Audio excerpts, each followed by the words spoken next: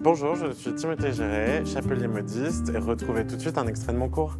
Donc maintenant que le chapeau est terminé, on va pouvoir le démouler. Il a séché pendant plusieurs heures.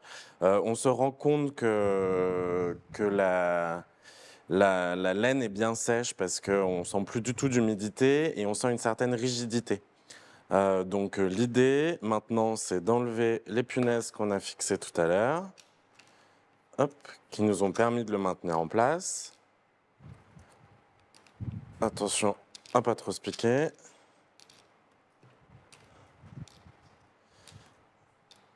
Hop là.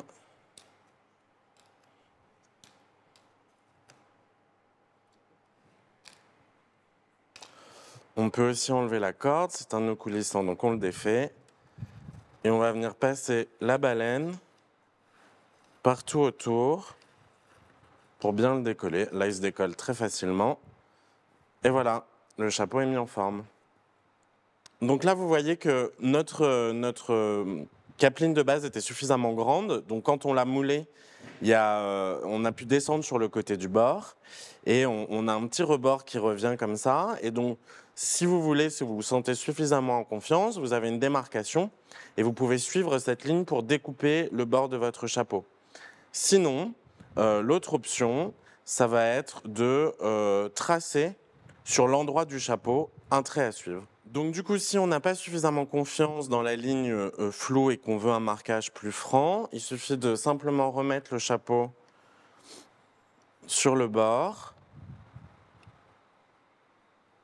Hop, j'en y arrive.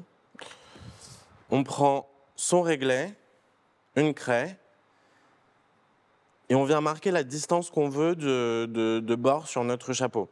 Alors ici, on voit qu'on est sur 11,5. Moi, je vais descendre du coup un petit peu par rapport à ce qui est noté, juste pour qu'on ait une démarcation entre ce que ça aurait dû être si j'étais resté et avec la ligne floue ou ce que je fais en notant. Donc là, je fais un bord à 11, mais vous pouvez adapter totalement le bord que vous voulez en fonction de la longueur de chapeau que vous voulez. Ah, mon bord ne tient pas à 11. Tac, on va passer à 10 du coup. Je n'ai pas 11 de bord de partout. Ça peut arriver si la forme bouge un petit peu. C'est pas du tout gênant. C'est à nous d'adapter après en fonction. Donc bien faire attention au moment du moulage. Si jamais on a on veut un bord d'une dimension particulière, de bien faire en sorte qu'on ait bien cette distance lorsqu'on tire le feutre. Parce que si on tire pas assez, après, c'est un peu compliqué de rajouter de la matière. On peut toujours en enlever, jamais en rajouter. Grand principe. Donc là, je fais un bord d'une distance complètement égale. Donc on reste sur la même largeur partout, tout autour. Hop. Mais vous pouvez modifier les largeurs en fonction de ce que vous avez envie.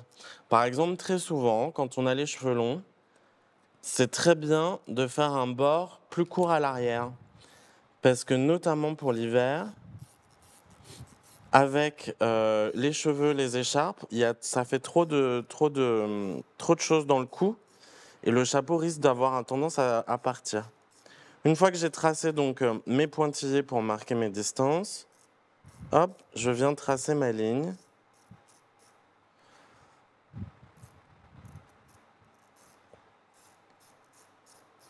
On essaye d'être bien régulier